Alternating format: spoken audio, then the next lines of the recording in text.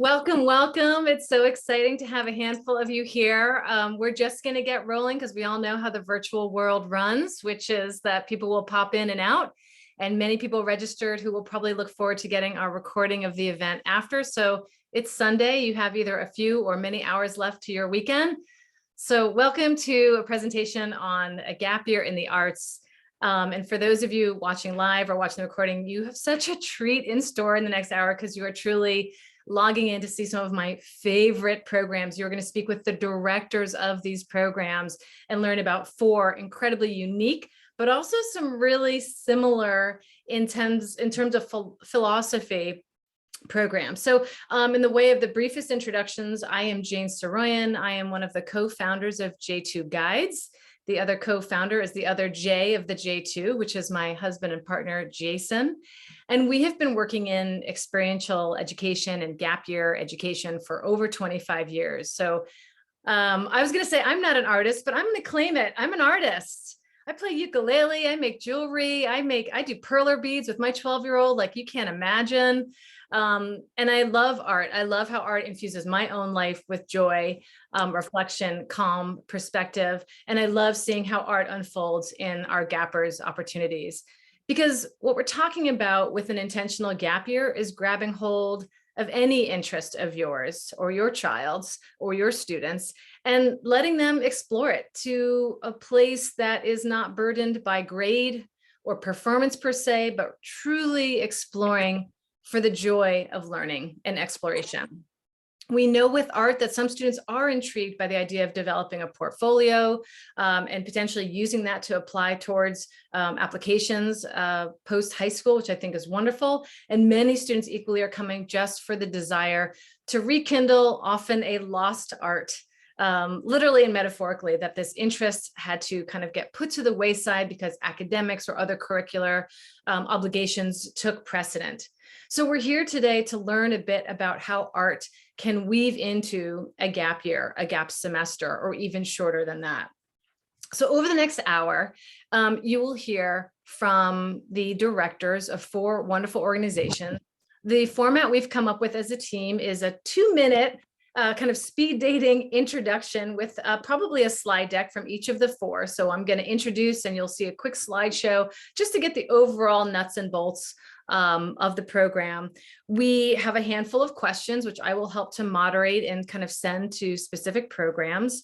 And then we should have a solid 15 minutes at the end for your questions. So feel free to put them in the Q&A or the chat.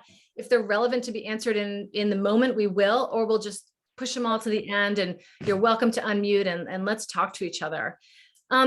So I guess what I want to say as we move into this next chunk of time is, besides welcome, is that I think and I hope what you're going to learn today is that these programs are so much more than just developing the student portfolio. It's actually about developing the student.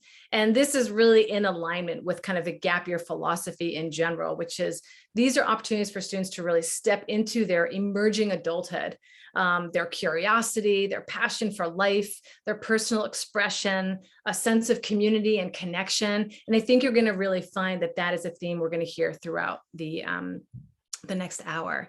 So on that note, I can't wait. I'm so excited to introduce you to these incredible people. And let us begin with Rosie from Cowhouse Studios. I'm going to mute myself. We'll hear from Rosie, and then I'll walk us through the next few people.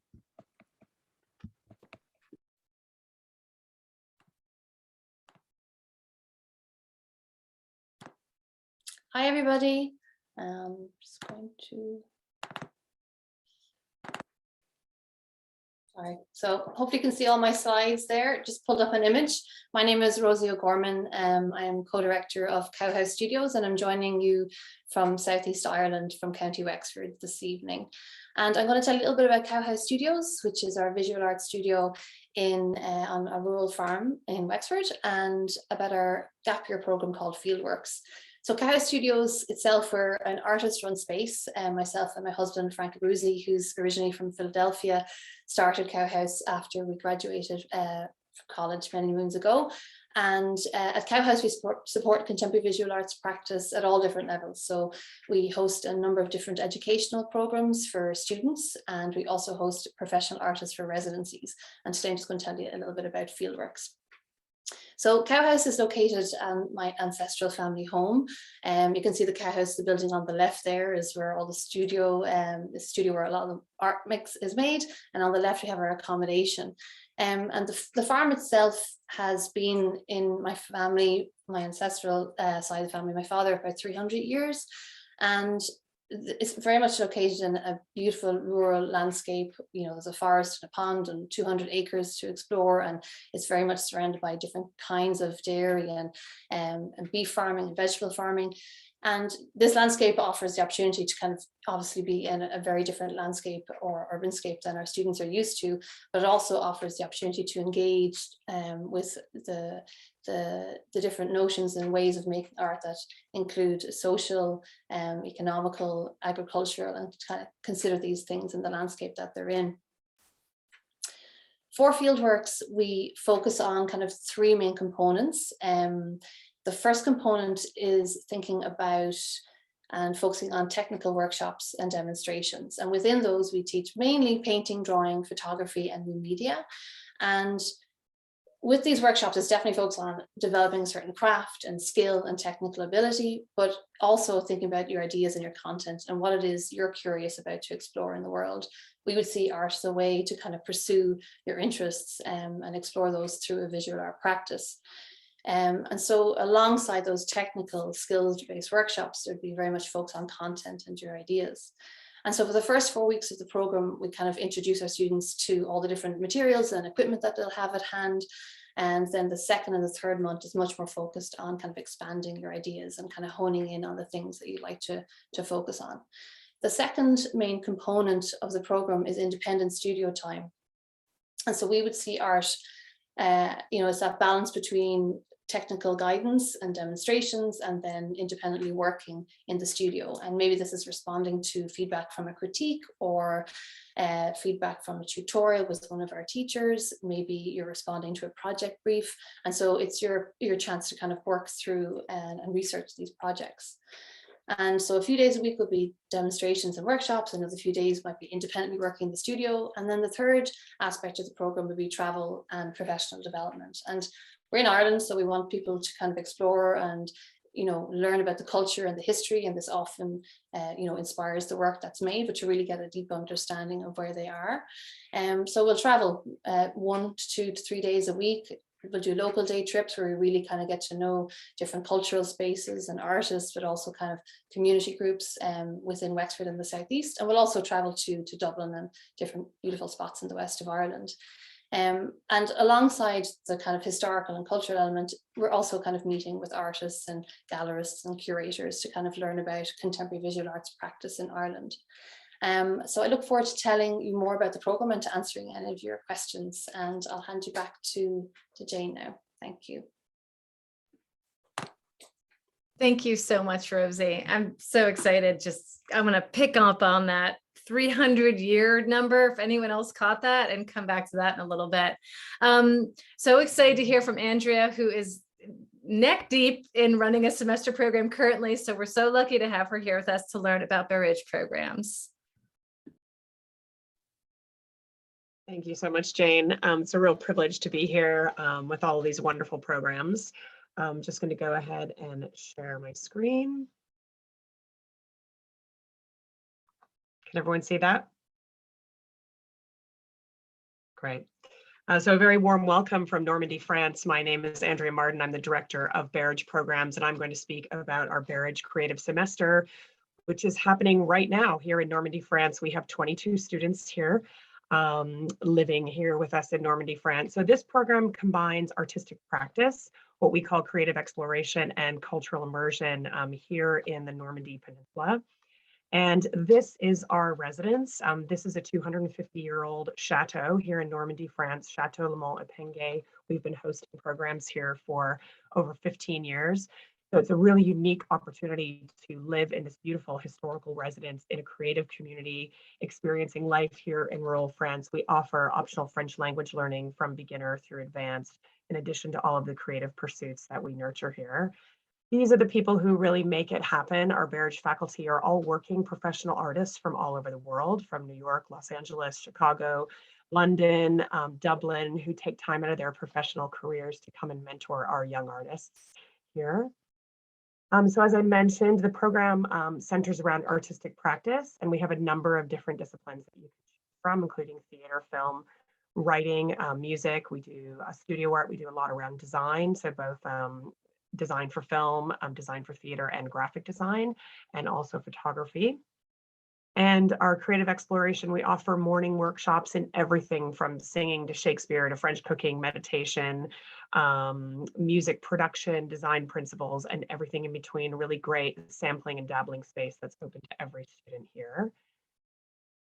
And the program offers a number of full day excursions that are sort of dabbled throughout the 8 weeks that we're here in Normandy, including a lot around the D-Day landings, seeing medieval Bayeux. This is a picture of Mont Saint-Michel, which is a 900-year-old monastery on a tidal island. We spent some time down in Cherbourg, which is our local city, and seeing lots of the Cotentin Peninsula, which is where we are located, lots of kind of quaint seaside villages, great hikes. We have 400 miles of pristine coastline here to explore, so it's very beautiful. And the program culminates in our Arts Fest weekend, which is a showcase of work. We offer film premieres, a gallery show, the performances. We invite people from the local community. We have open workshops and demonstrations, Q&As with our young artists. And then we take the entire group to Paris. We're actually going for 9 days, so slightly longer than a week.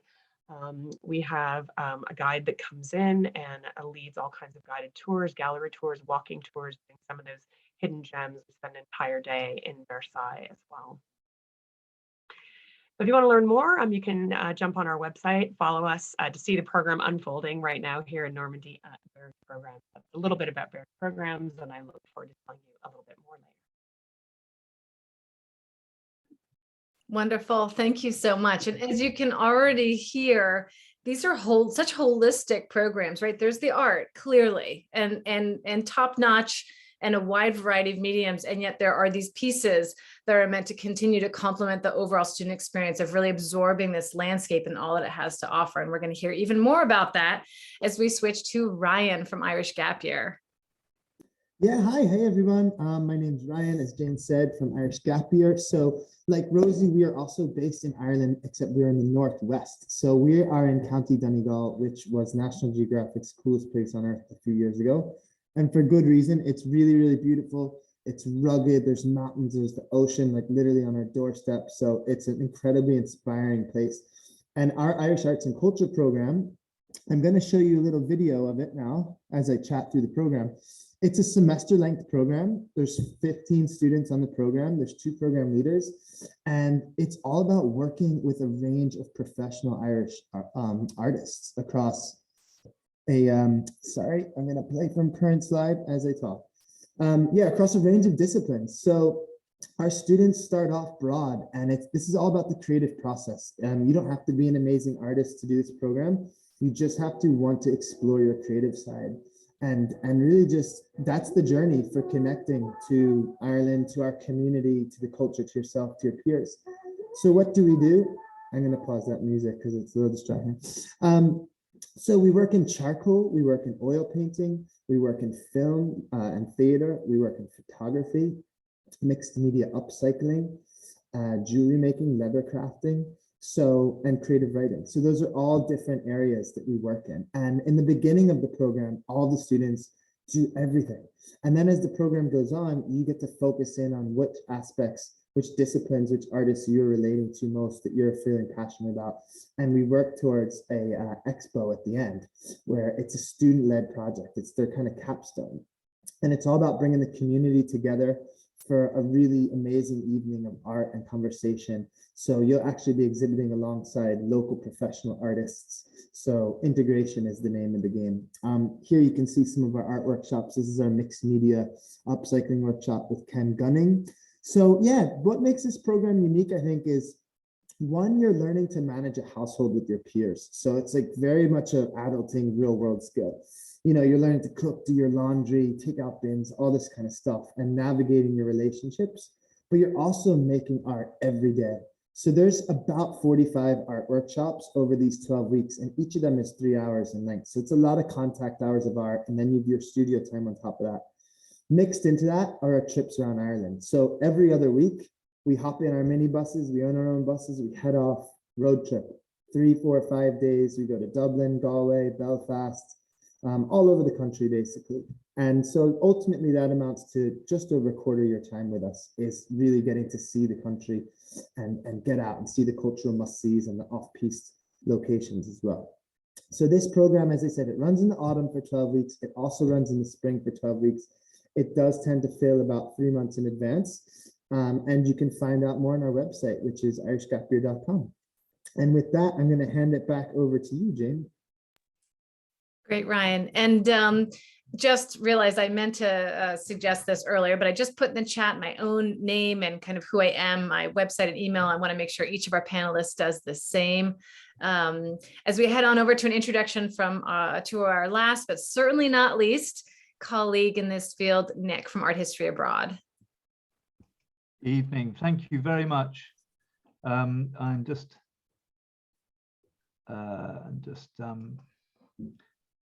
going to find. There we go. Great. Thank you. And thank you everybody for coming. And I'm just trying to make this a whole screen. There we go. Great. Thank you. Yes, I'm speaking from England in Suffolk, and I'm going to talk to you for a couple of minutes about art history abroad. I think the big difference between what we do and what everybody else does is that I'm afraid we don't offer studio practice. What we're interested in is a sort of cultural immersion and traveling around some of the most beautiful places in Italy, studying art and culture. And I started off as an art historian and started teaching while I was doing my PhD, and it's sort of grown and blossomed into the most wonderful life. For me, the key thing is I just want to keep on learning, and I hope this is what is engendered by the course. So we there we go. A key thing about what we do is that we also travel around Italy. So there are courses which are 6 weeks long or 2 weeks long, or you can either go for the big one, which is for the 12-week course.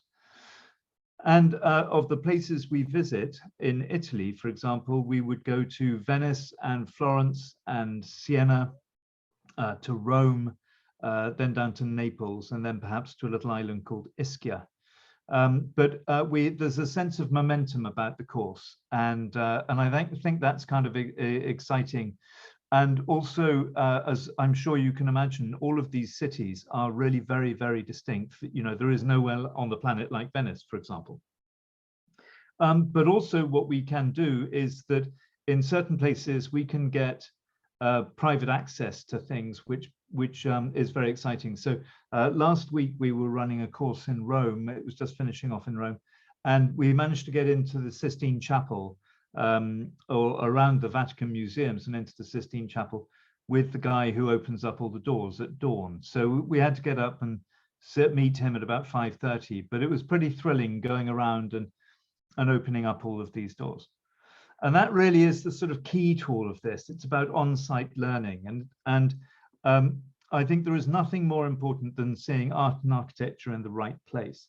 And so all of our tutor groups are 9 or less.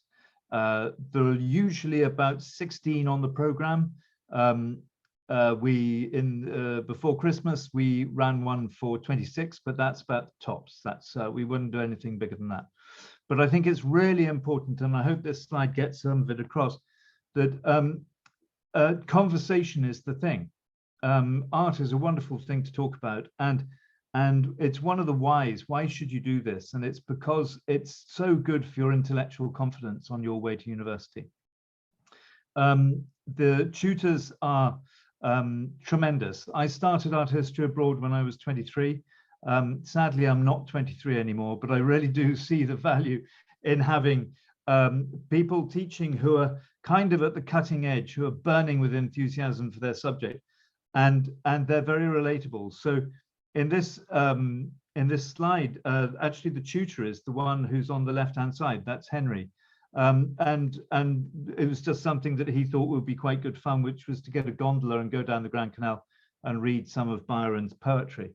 The point is that if I try to start an argument and provoke an argument and discourse, I'm so bloody old that everybody agrees with me nowadays, which is really irritating.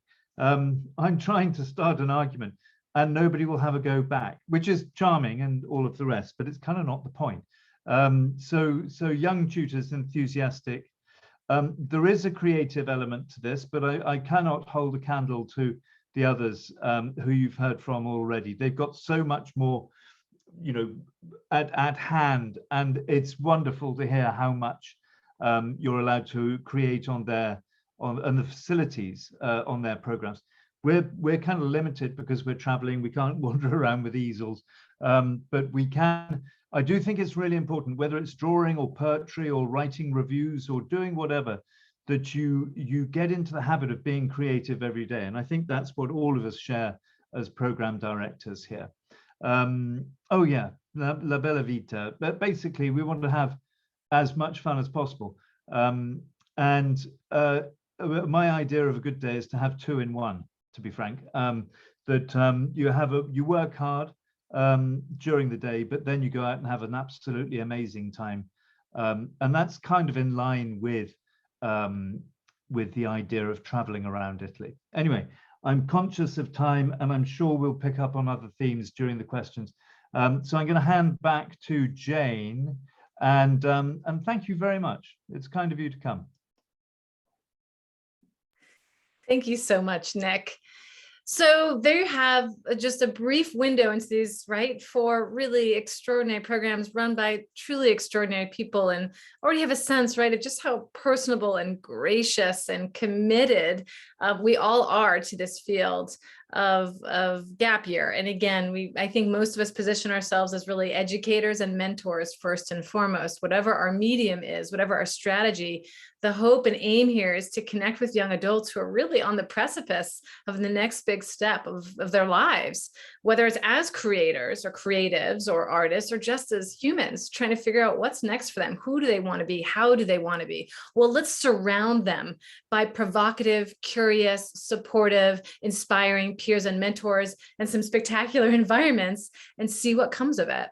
So I want to hone in on a few specific questions. And I've had the pleasure of knowing many of these people for quite a long time. As I said earlier, I've been in the gap year space for about 25, 26, 27 years.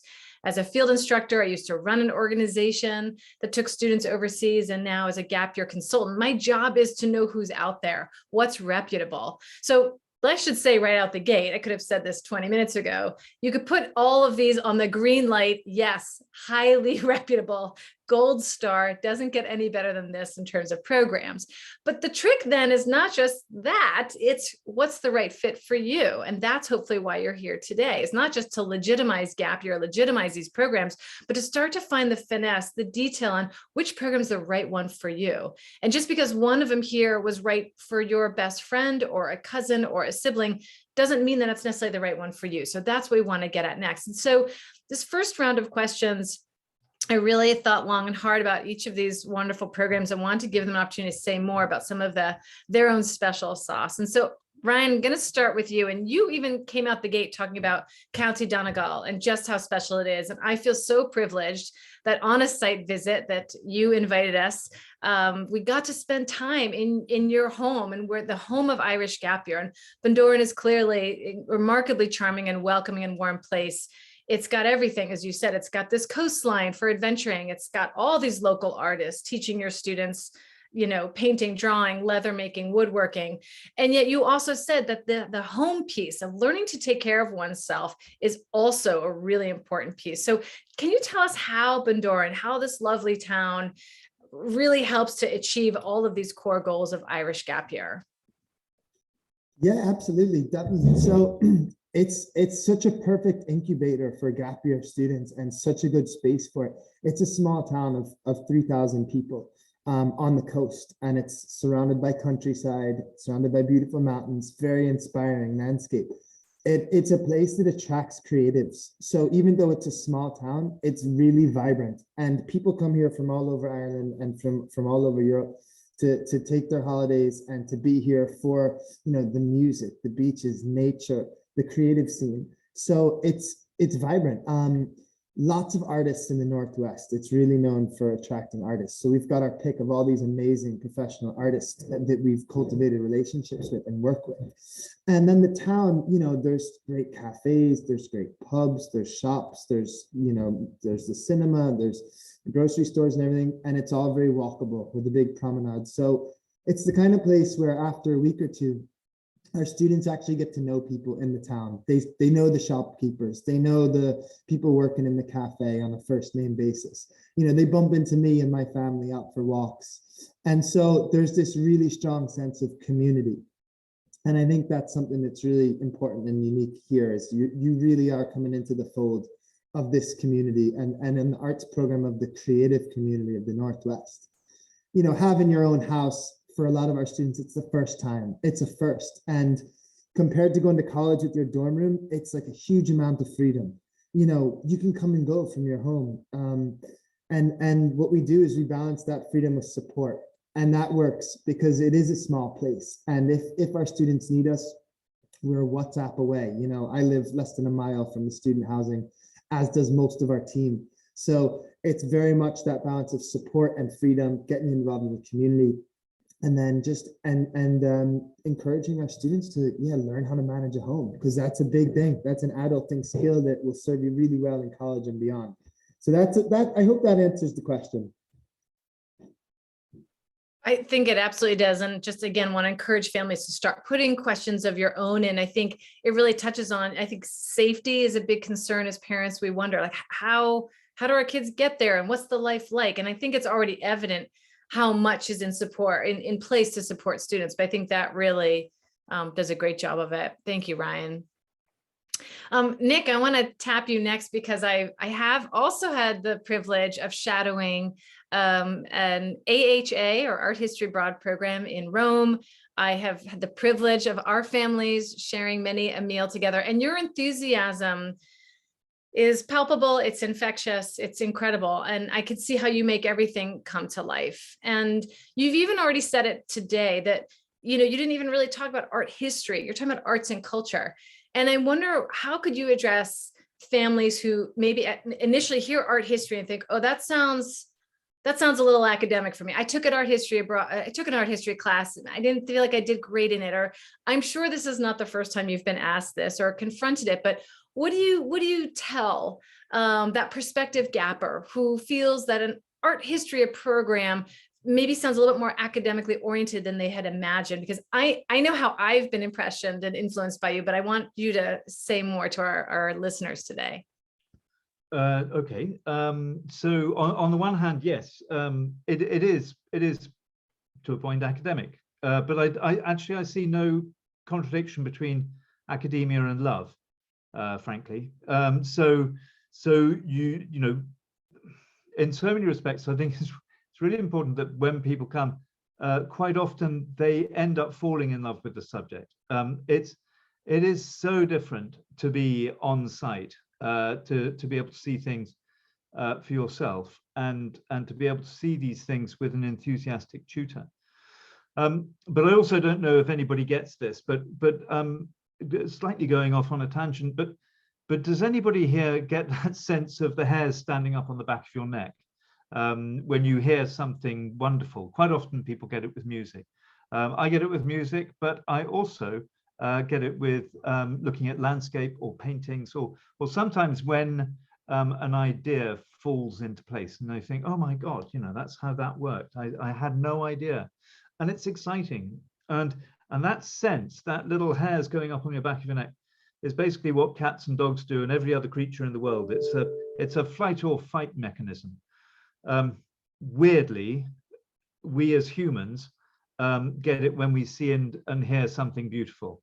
We also get it when we have to run away, I have haste to add. And unless I've missed something with the dog, who may be lying there thinking Mozart, I absolutely love Mozart. I just don't think Doug feels that way. My point is, it's not a thing to be afraid of. That we're unashamedly interested in the way people think and the way people have created, but it's something that we can all share, and it's really important. And I have to say that by the time I keel over and finally die, I really, really want to have learned how to use all of my senses. It's the most divine thing. I use my eyes really well, and that's what we do. On other courses, you'll learn how to use your ears really well, and other courses, you'll learn how to taste really well. All of those things. I want to use myself up, and this is the first step in doing it. It's a step beyond bookishness and a step towards thrilling in your own mind. That's why we do it. That's a bit rambly. No, not rambling. That's exactly why that was right. Thank you, Ryan. That was why the question needed to come out, because I get so excited when I talk about each of your programs to my students who are curious about the arts, and that's the one that students get a little stuck on, the art history. What does that mean? And they feel confined. And I'm like, no, it's the exact opposite. Just call Nick. He'll explain it. And there it is. Thank you. Next up will be Rosie, and Rosie, you already shared this just amazing piece of information about your family history, that you are offering this spectacular program on land that your ancestors have been on for over 300, I thought it was 250, 300 years, you said today. I just find that incredibly special and moving, that this school is part of your family's history and landscape. On a personal note, could you share with us, like, what's it like for you?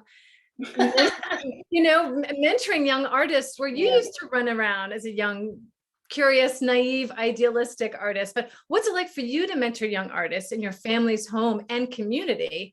And if there's a little bit more to say, maybe how does this environment influence their experience, knowing what a big part is of you and Frank and all of your family's lives? Yeah, thanks, Jane. No, it is something, like Nick mentioned, love there. Like Cowhouse for myself and Frank has been a labor of love for sure. Both of us are artists, and we feel really strongly about art as a way to think about the world and engage with ideas. And it was a bit of a mad pipe dream when we were in grad school, but 20 years ago we started, and we actually met Nick at our very first fair a long time ago. And it was something that we felt really, really passionate about. And every year since, we have continued to be surprised by different things. And, my parents live next door, and my dad is farming. He's kind of retired now the last 2 years, but he still keeps goofy looking alpacas and ducks and geese and a couple of head of cattle. But he's really curious. And, he left school when he was 15 and farmed for 50 years. And he comes into the studio and he's full of questions, and he loves meeting people from all over the world. And they love hearing his stories about his life and his connection to the place and his understanding of the landscape and his experience as a farmer. And I think, those conversations, like Ryan was saying, like people who are from a place and have a deep connection to it, is really, really valuable, because, you can't love something that you don't know either. And so I think for Frank and I, progressively over the last 10 years as well, we've become, trying to instill this sense of love of a place as a way for people to connect with it and care about it. And then, art is our vehicle to show one's curiosity and love. There's other ways, but as a way to kind of preserve and think about how you can regenerate. Because the other thing that people see when they come is that, like, the farm, yes, was a working farm for it's almost 300 years. It's coming up to that. And, we can trace their family back. They're buried in the local graveyard. And I kind of do a little kind of introduction talking about, like, with old photographs and how the family, changed the type of farm it was and different struggles in Irish history, and put it into that context. But then they see, like, I'm from a family of 4 girls. 3 of us went to art college. And then none of us are interested in farming traditionally. So we decided, like, okay, what are we going to do? So it becomes this space where change has come about, and a way to kind of bring something that's sustainable forward, with a lot of passion. And I think that's, a lot of our students are really curious about how we do what we did.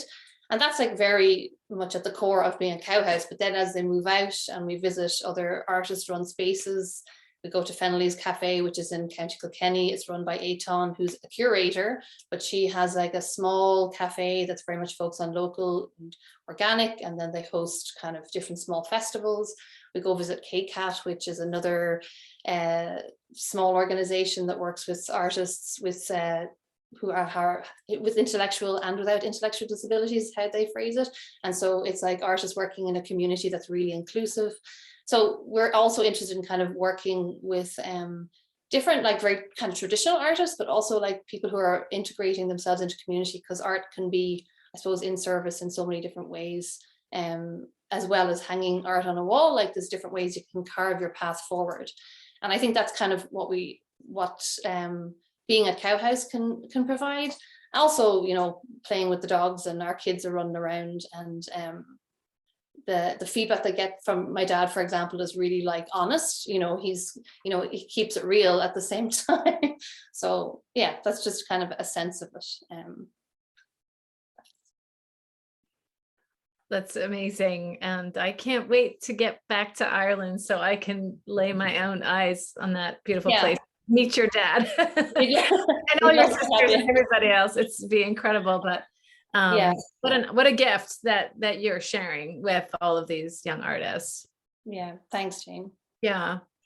Andrew, I was really struck. I had already worked on my question, but then seeing your presentation and once again being so struck by the caliber of the instructors that you're bringing in.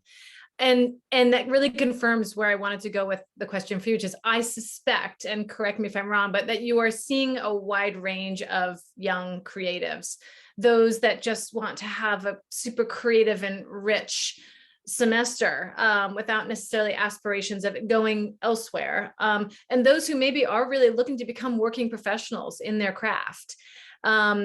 And could you try to share a little bit, you know, if you're thinking of even two specific students or speaking more generally, how your program can support each of those unique students towards their unique goals and talents, and really specifically around this idea of the kind of, I'll say the word amateur, I don't love it, but you know, the amateur versus the aspiring kind of professional.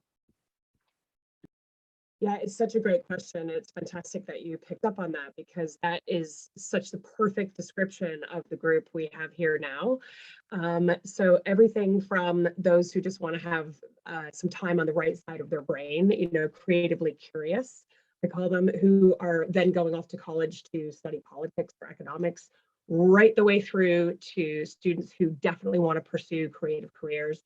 And then sort of all of these students that are also in these other places, you know, where they're in kind of like a discernment space, they're testing if they want to be a full-time artist, if that's for them. They have a lot of different creative interests, and they're trying to figure out how those intersect or might be onward leading, you know, through college and career. So we have a huge range of students here. And actually the entire program is really designed around that exact thing, that we do have this huge range. So on our, what we call our creative days, where we're here and we're not out on field trips, we have 3 very distinct sessions that we offer, and each one is 2 hours long. So in the morning, we offer our, what we call open workshops. What I was talking about before, that's that sampling and dabbling space where we offer in any given week, absolutely everything you can think of, you know, from pottery to improv acting, to Shakespeare, to cooking, to language, you know, and it's just this great sort of sampling, dabbling, you know, space that doesn't factor in, you know, experience. You know, it's open to everyone regardless of experience. So we do that every morning, and then in the afternoon we move into time for artistic concentration. So each student chooses one of those disciplines. That's the closest thing we have really to like a class teaching space, where they'll be with their tutor, working in their specific discipline, picking up new techniques, developing new skills, working towards projects, collaborating both in groups and teams, and also working on individual projects. And then the later afternoon moves into this studio time space. So sort of 2 hours of more self-directed time, very highly coveted time by artists as well, you know, time to just kind of be in your own zone, develop your own work, develop portfolio, rehearse, shoot, work with your mentor. So what that does really is it allows us to accommodate, you know, all of these different range of interests. It blends sort of this kind of creative expression with, with this sort of self-directed time, with time to collaborate with peers, and that each student gets to really work at their own pace and their own level of intensity. Because here it's not about, there's no pressure here. There's really only support in as much as you want to create. There's not a pressure to create, there's support to create. And that's really a big difference, I think. They're coming from, some of them, highly pressurized educational environments, and moving away from that idea. Pressure is really the death of art, actually, and certainly perfection. We talk about that a lot here. And moving them more into this headspace of, what do you want to do and how can we support you in what you want to do? I think that answers that. That's great. Oh yeah. And I mean, I know all these questions we could be talking for much longer about. So I'm so excited that a few questions came in. I was thinking, let's pause and address the questions, and then we can always come back to some of those ones I had in reserve. But I would imagine by now that our families have just a lovely sense of the overall kind of program philosophy and goals and practice, and then even learn kind of this unique window into kind of what makes them sort of more specialized. Julia just put in, I'm a student from Germany. Welcome. I'll be graduating this summer. Can I still apply for a program in autumn or winter? I'll take a stab at answering that. And then I would love you all to jump in. I mean, I would say the unanimous answer is probably a yes for the autumn. Depending on when you graduate, we would be looking at some space availability issues. If a program was beginning in September, that program could be full, but you could apply now if that was your question. If a program is here that you're in love with and you're ready to apply now, I wouldn't wait to apply until you've graduated, right? So as Ryan was suggesting, programs often fill about 3 months prior.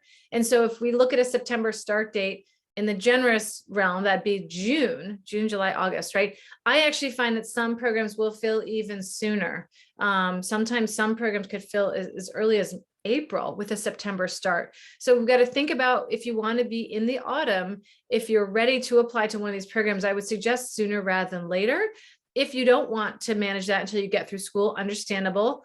You might be running up against some space availability, but if you were then leapfrogging ahead to apply for something in the winter, I would suspect you have plenty of time for that.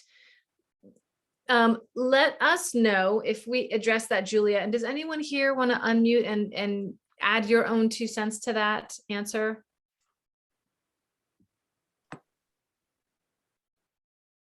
Can you hear me, Jane? Yes. Yeah, I was just going to say, I was just looking at the board over here. We have some programs available in the summer. Not a lot of space, but we've got some space. So if Julia, if you're looking for those sorts of things, do give it a spin, give it a try, and you never know what might happen. Does anyone else have any deadlines that they think, oh, I should say that? Yeah, go ahead, Rosie. I was just going, sorry, I was just going to add there, we only run 1 session a year in the autumn. So I was just going to say, like, I know some programs offer some in the spring and the autumn, so we just do 1.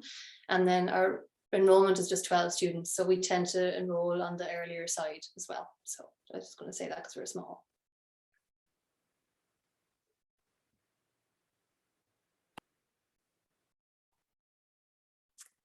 Great. And I think Julia made a comment. I think we helped address that, and thank you, and keep them coming.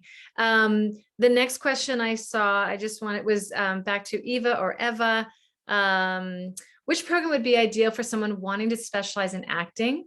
I wasn't sure whether film and theater, in quotes, meant the acting side or the behind the scenes side. I would imagine that this really falls to Andrea, but I don't want to dismiss anyone, because I think Ryan also has suggested, and he put a comment that he really does have a strong film project component. And Ryan, I would love you to address that more, but Andrea, would you start us off with this one?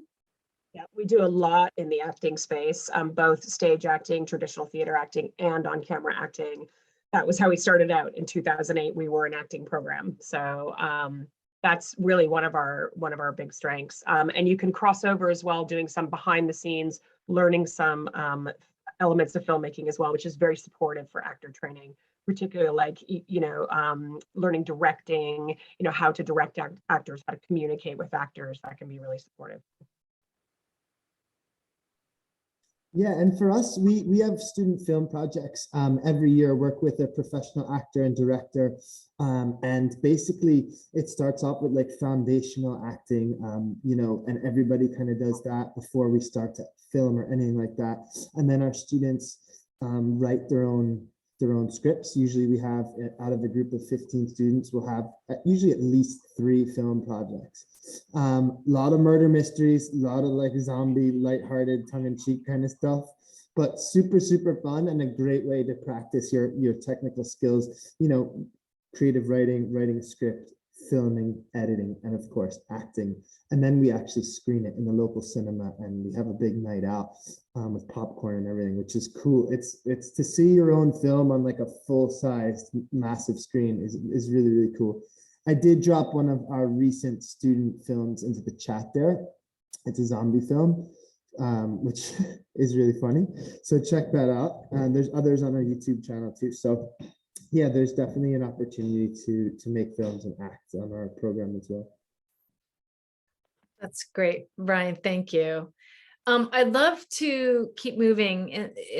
I don't want to cut anyone short, but you guys just let me know. But let's move on, because Daniel asked a question which is brilliant. I'm going to have each of you address it, because this was one of my general questions. Before that, let me just come back to Julia, because let's wrap you up, Julia, just for now. You're not yet 18. You will be by 18 by the end of August. I would say you can apply in advance. Generally speaking, 18 and up is what programs are looking for. And there's always exceptions on a case-by-case basis. As a high school graduate, let's say, or the equivalent thereof, most programs are going to be more than eager to accommodate you. And it sounds like you will be 18 by the time a program started. And even if you want to do something this summer, my guess, you could have a conversation with one of these directors, and probably an exception could be made. If anyone disagrees with that, maybe put a comment in the chat. But I'm going to move us on just in the spirit of time, because Daniel, such a great question. And I'm going to go back to the general question I'd love each of you to address. So I'm going to take Daniel's, which is really asking and stating, I love art, but is precedent going to be given to people who have more experience? What am I lower on the list because I don't have as much a background? And here was my question that I had prepared as a backup. My students, as a gap year consultant, I'm working with 100 students a year on average. And there's all kinds of storytelling. I'm not good enough. I'm not, and probably most of my colleagues have heard me talk about this. I'm probably not proficient enough in Spanish to be in Spain or South America. I don't know if I'm strong enough to be on a backpacking or kayaking course. I don't know if I'm talented enough to be part of an art program. And I say to that, you are more than enough. But I know that this is a question that students have. So I think it'd be so valuable if each of you could just spend a minute or two sharing for our listeners, who makes a good candidate for your program? What is good enough for you? What does enough mean to you when you think about a young artist interested in art, let's say, who wants to be part of your experience? And Rosie, why don't you kick us off? Thanks, Jane. And I know Andrea touched on it already, but I think, we have something definitely in common there in terms of the type of students we accept into the program. I mean, for us, we do require a portfolio, and this is something that we often get questions about from students, but the portfolio is really, really broad. And we have students who send us drawings that they make at home in their bedroom at night by themselves and are not necessarily intending to go to art school. They have other interests that are just as strong, but they haven't had a chance to pursue art at all. And then we've other students who have, gone to an arts focused high school, and they are very much driven towards taking a career in the arts. But for the students who are unsure about whether they're good enough, like that, the portfolio for us is just one aspect of being accepted into the program. Like, we do an interview with all of our students, and they have to write a statement of intent. And across the board, if somebody's curious and willing to dive into a new experience with a positive attitude and enthusiasm, that is way more important than a God-given natural talent in drawing. And because drawing is a skill, it's a skill to be learned, and some people have had more experience and others haven't, but that's only one part of it. It's about how, okay, what do I do with this skill? What do I want to say and look at in the world, and how am I going to draw connections between things that might seem really disparate? So it's a way of thinking about the world, and getting a sense of that through an application is really important. And so long as, you know, in the portfolio they can show a sustained interest in some shape or form, that could be just drawing, and some students send us like a variety of different materials in their portfolio.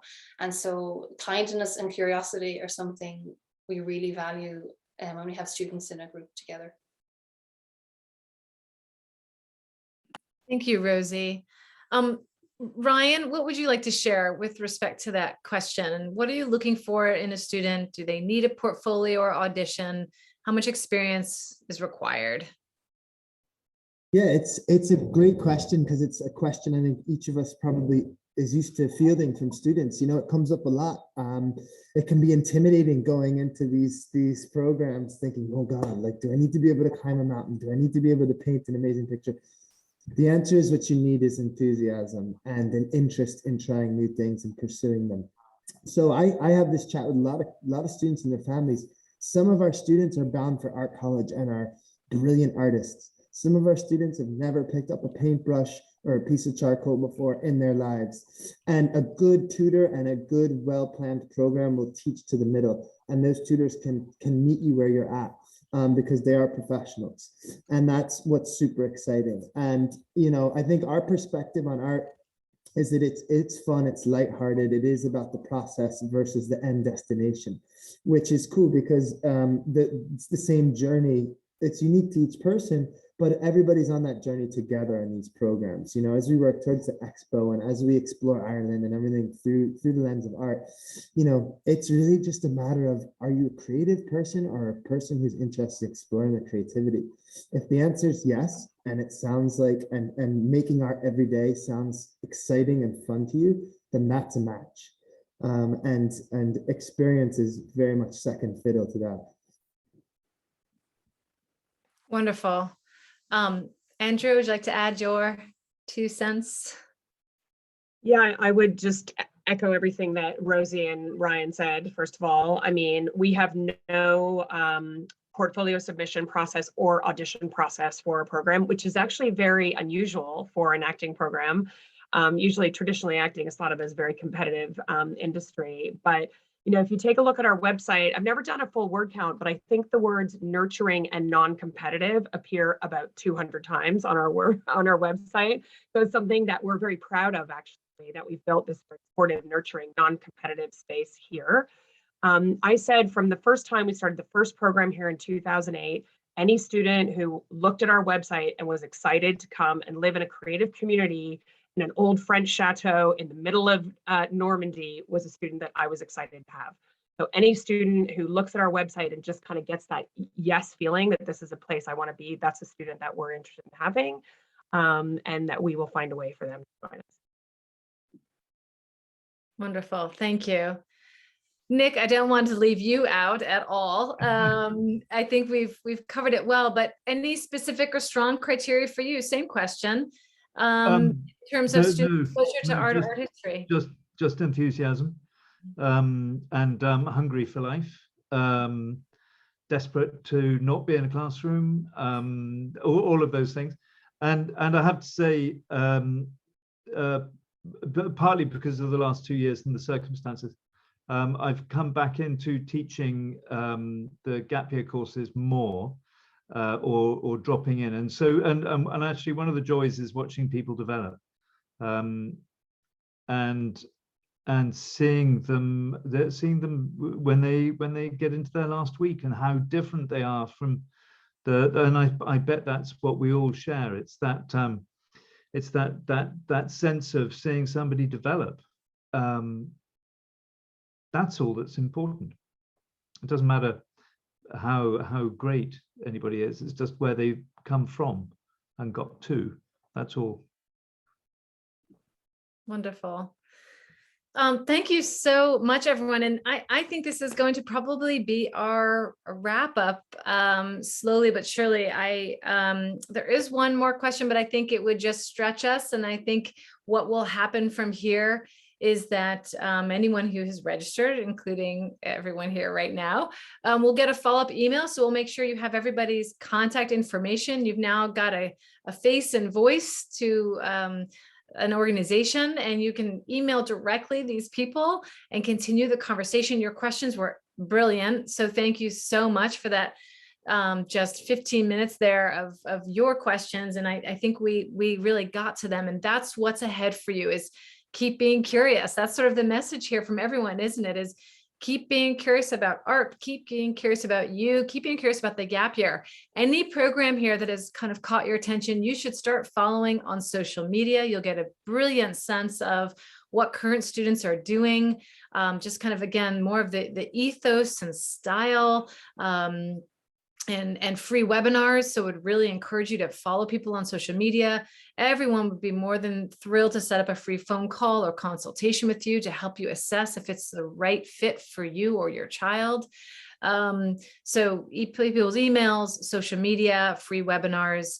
And certainly if this was not quite what you found, if you didn't quite find what you're looking for, then I might be the logical person to reach out to, because maybe I can help you find some other opportunities in the arts. But again, as I start off by saying, I just can't imagine 4 more extraordinary programs to help whet your appetite for a year or a summer or semester in the arts. Maybe your gap year has multiple components. And surely if you have an interest in the arts and culture and connecting with like-minded peers and being awed by place-based learning with inspiring mentors, you are off to a tremendous start with the people who shared the last hour with you. I don't know if anyone else has any other parting words on the panel before we let everyone go. I would just like to heap praise on Jane and her husband Jason. They've done. If there was a mechanical dynamo for youth, you are both absolutely brilliant at it. I've seen you over the last 2 decades, or at least decade. You're not that old, but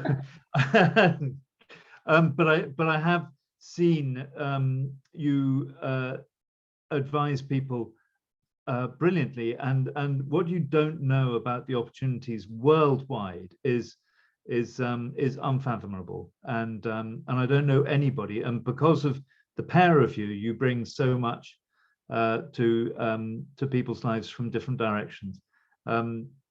So thank you for today, and anybody here, Eva, Julia, Amja, and Daniel, and anybody else, talk to Jane.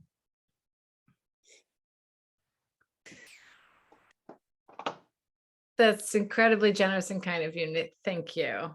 That was not a plant, everybody, but you know, very generous. And I feel privileged to just sit with the 4 of you for an hour of a Sunday. That is an easy, pleasurable use of my time today. So anything else? Did we cover it, team? I think we just delivered a whole heap full of inspiration. Absolutely. Thanks for joining us, everyone. Thank you so much Yeah. for making time to listen to us on your Sunday. So thank you. Yeah, and thank you to Jane for guiding us through it too. Yeah. This is such a pleasure. I hope we do it again next year. Well, we will send a follow-up email. You'll have everyone's contact information. You'll have a recording of this event. So if someone in your family missed it or you want to share it around, please do. We're inspired by you. This is why we do the work, is all of you whose faces we can't see this evening, tuning in and being here. Your curiosity, your quest for what's next is what keeps us doing the work. So thank you for being here. And we hope you'll really take this information, take these incredible contacts you have, and take a few next extra action steps. Thanks, everyone. Okay. Thank Bye. you. Bye, everyone. Bye.